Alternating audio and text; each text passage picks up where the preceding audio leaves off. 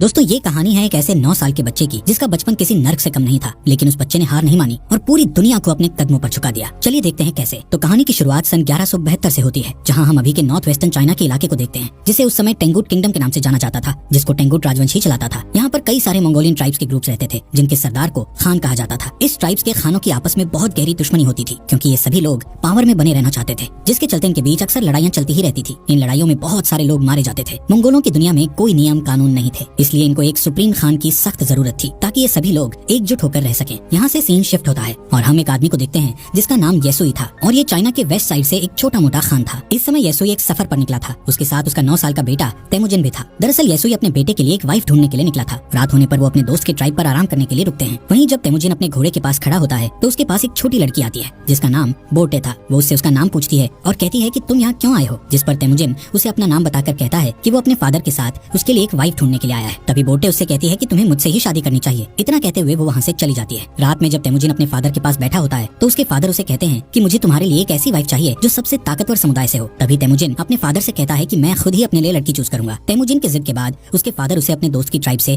किसी एक लड़की को चुनने की इजाजत दे देते हैं। अब सुबह होते ही तेमुजिन के फादर उस ट्राइब की सभी लड़कियों को लाइन में खड़ा करके उनके पैरों को गौर से देखते हैं, क्योंकि उनका मानना था कि एक स्ट्रॉन्ग लेग्स वाली लड़की ही अपने पति को खुश रख पाती है। इसके बाद तेमुजिन एक एक लड़की को देखता जाता है और लास्ट में वो बोटे को अपनी पत्नी चुनता है और उन दोनों की शादी हो जाती है। लेकिन शादी होने के बाद भी वो दोनों आने वाले 5 साल तक एक साथ नहीं रह सकते थे, क्योंकि ये उनकी ट्राइब्स का नियम था। अब तेमुजिन और उसके फादर का यहाँ से जाने का समय हो जाता है, लेकिन जाने से पहले तेमुजिन बोटे को एक नेकलेस गिफ्ट करता हुआ उसे कहता है कि वो उसके लिए जल्द ही वापस आएगा। यहाँ से येसुई तेमुजिन और अपने लोगों के साथ सफर पर निकल जाता है। कुछ दूर चलने के बाद वो लोग एक जगह पर आराम करने के लिए रुकते हैं। यहाँ पर वो सभी लोग काफी सतर्क थे, क्योंकि ठीक उनके सामने थोड़ी दूर एक और खान की ट्राइब के लोग बैठे थे। थोड़ी देर बाद उस खान का एक आदमी येसुई के लिए एक कटोरी में दूध लाता है, जिसका मतलब शांति का पैगाम था, और वो लोग समझौता करना चाहते थे। येसुई वो दूध की कटोरी ले लेता है और सामने बैठे खान के लिए भी अपनी तरफ से एक दूध की कटोरी भेजता है। येसुई के आदमी येसुई को खुद वो दूध पीने से पहले अपने किसी नौकर को पिलाने के लिए बोलते हैं, लेकिन येसुई उन्हें ऐसा करने से मना कर देता है, क्योंकि वो उस खान का विश्वास नहीं तोड़ना चाहता था और खुद ही वो दूध पी जाता है। दूसरी तरफ खान भी येसुई का भिजवाया हुआ दूध पी लेता है। थोड़ी देर बाद जब वो लोग अपना सफर फिर से जारी रखते हैं तो रास्ते में अचानक ही येसुई के सीने में बहुत तेज दर्द होने लगता है, जिससे वो अपने घोड़े से गिरकर मर जाता है। यहाँ हमें पता चलता है कि ये सब उस खान के दिए गए दूध के कारण हुआ था, क्योंकि खान ने उस दूध में जहर मिलाकर दिया था। तभी तेमुजिन अपने फादर के पास जाता है, लेकिन उसके साथ के सभी लोग उसे यहीं पर अकेला छोड़कर वहाँ से जाने की तैयारी करने लगते हैं, क्योंकि उनके बीच एक परंपरा थी जिसमें उनका मानना था कि उन्हें किसी मजबूत इंसान को ही फॉलो करना चाहिए। अब जबकि येसुई जो उनका राजा था उसकी डेथ हो चुकी थी, इसलिए येसुई के लोग अपने लिए एक नए राजा की तलाश में निकल रहे थे। जिसके बाद तेमुजिन अपनी माँ के साथ अपने पिता येसुई का अंतिम संस्कार करता है। येसुई के पास जो बहुत सारी भेड़ें और बकरियां थी, अब वो सब येसुई के सबसे खास सैनिक जिसका नाम टारगुटाई था उसने रख ली थी। ये देखते हुए तेमुजिन की माँ उसे बद्दुआ देते हुए कहती है कि मेरा बेटा एक दिन तुम्हें ढूंढकर जरूर मारेगा। टारगुटाई ये सुनकर सोच में पड़ जाता है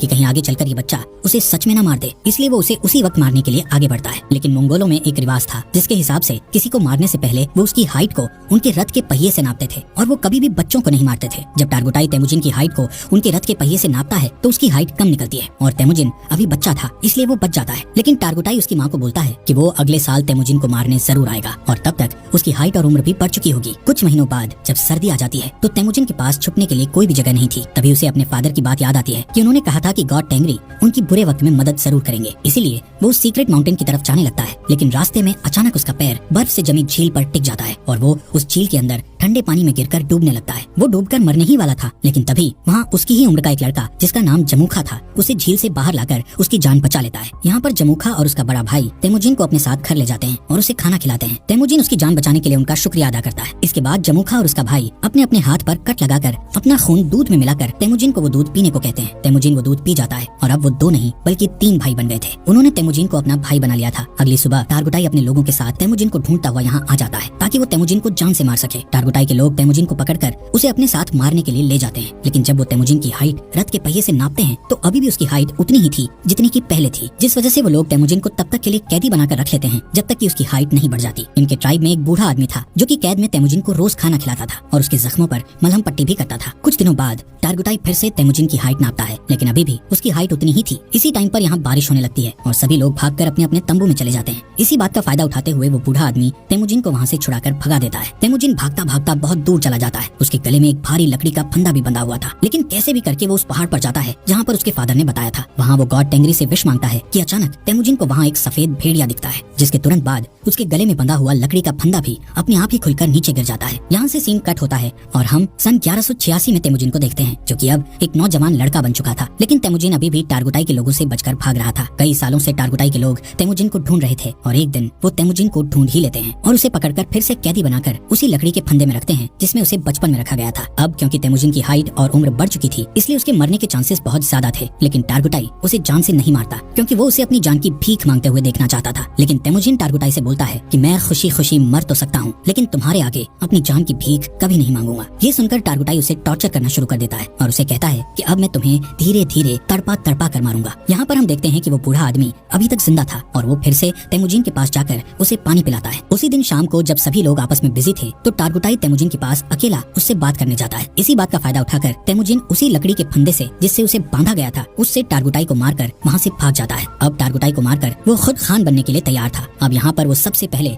अपनी वाइफ के पास जाता है, जिससे उसने बचपन में शादी की थी। वो बोटे के पास जाता है, जो अब बड़ी हो चुकी थी और बहुत खूबसूरत भी। बोटे उससे कहती है कि मैं कई सालों से तुम्हारा इंतजार कर रही थी और अब फाइनली वो दोनों साथ थे। कुछ देर बाद वो लोग यहाँ से निकल जाते हैं। यहाँ से तेमुजिन सीधा अपनी माँ और बहन के पास उनसे मिलने जाता है। तेमुजिन को इतने सालों बाद देखकर उसकी माँ और बहन बहुत खुश थे। लेकिन एक दिन इनके ऊपर मर्किट ट्राइब के लोगों का अटैक हो जाता है। कई साल पहले तेमुजिन के फादर ने इस मर्किट ट्राइब के खान की मदर को किडनैप किया था और तब इस ट्राइब के खान ने कसम खाई थी कि वो अपनी माँ का बदला जरूर लेगा। और अब ये लोग यहाँ बोटे को किडनैप करने आए थे। बोटे और तेमुजिन दोनों यहाँ से भागने की कोशिश करते हैं, लेकिन तभी एक तीर बोटे को लगता है, जिससे वो अपने घोड़े से नीचे गिर जाती है और वो लोग उसे किडनैप कर लेते हैं। दरअसल मर्किट खान बोटे को अपनी वाइफ बनाना चाहता था। वहीं दूसरी ओर तेमुजिन अपनी वाइफ बोटे को वापस लाना चाहता था, जिसके लिए वो अकेला काफी नहीं था। इसलिए वो मदद के लिए अपने पुराने भाई जमुखा के पास जाता है। यहाँ जमुखा भी एक ट्राइब का खान था, जो कि बहुत पावरफुल ट्राइब थी। जमुखा तेमुजिन की मदद करने के लिए तैयार था, लेकिन लड़ाई के लिए वो तेमुजिन को 1 साल का इंतजार करने के लिए कहता है, क्योंकि उसे बाकी ट्राइब्स पर अटैक करके उन्हें अपने अंडर लेना था। समय के साथ साथ 1 साल भी बीत जाता है और वो वक्त आ जाता है जब वो दोनों भाई मिलकर अपनी सेना लेकर मर्किट ट्राइब पर अटैक करते हैं। लड़ाई में वो सभी लोगों मर्किट ट्राइब के खान और उसकी सेना को मारकर उनका जरूरी सामान अपने साथ उठा लेते हैं। वहीं एक टेंट में बोटे बैठी थी, जो कि प्रेग्नेंट थी। इसके बावजूद भी तेमुजिन उसे अपना लेता है। उसी रात ये लोग अपनी जीत का जश्न मनाते हैं और तेमुजिन के साथ और भी कई लोग जुड़ जाते हैं, जो उसे वहाँ मिले सामान को सभी में बांटने के लिए कहते हैं, जिसमें से तेमुजिन सिर्फ 10% सामान ही अपने पास रखता है और बाकी 90% वहाँ के लोगों में बांट देता है। तेमुजिन उन मरे हुए लोगों के परिवारों को भी कुछ सामान देता है जिन्होंने लड़ाई में अपनी जान गंवाई थी। तभी यहाँ जमुखा के 2 लोग ये सब देखते हैं और तेमुजिन की ट्राइब के साथ जुड़ जाते हैं। अब क्योंकि मंगोल्स में शुरू से ही ये नियम था कि वो अपने खान को खुद ही चुन सकते थे, जिसमें जमुखा चाहकर भी कुछ नहीं कर सकता था। लेकिन ये देखकर कि उसकी ट्राइब के 2 लोग तेमुजिन की ट्राइब में चले गए हैं, उसके मन में तेमुजिन के खिलाफ दुश्मनी बढ़ जाती है। नेक्स्ट सीन में तेमुजिन के आदमी जमुखा के आदमियों को उनके घोड़े चुराते हुए देख लेते हैं। तभी जमुखा के आदमी बचकर वहाँ से भागने लगते हैं, जिसके बाद तेमुजिन के आदमी गुस्से में गलती से उन्हें जान से मार डालते हैं। लेकिन जब वो लोग जमुखा के उन लोगों को देखते हैं तो उन्हें पता चलता है कि उनमें से एक आदमी जमुखा का बड़ा भाई था। और अब जैसे ही जमुखा को इसके बारे में पता चलता है तो वो तेमुजिन को जान से मारने की ठान लेता है, क्योंकि उसे अपने भाई की जान का बदला लेना था। जिसके लिए जमुखा आसपास के और ट्राइब्स के खानों से हाथ मिला लेता है और अपनी एक बड़ी ट्राइब बनाकर तेमुजिन की ट्राइब पर अटैक कर देता है। तेमुजिन जानता था कि वो लोग ये जंग नहीं जीत सकते, क्योंकि उसके पास इतने सैनिक नहीं थे जितने जमुखा के पास थे। इसलिए वो अपनी ट्राइब की औरतों और बच्चों को वहाँ से जाने के लिए कहता है और बाकी लोगों को लड़ने के लिए बोलता है। इस लड़ाई के बीच तेमुजिन अपने सैनिकों के साथ हार जाता है और जमुखा उसे और उसके सैनिकों को बंदी बना लेता है। जमुखा तेमुजिन को अभी भी भाई बोलता था,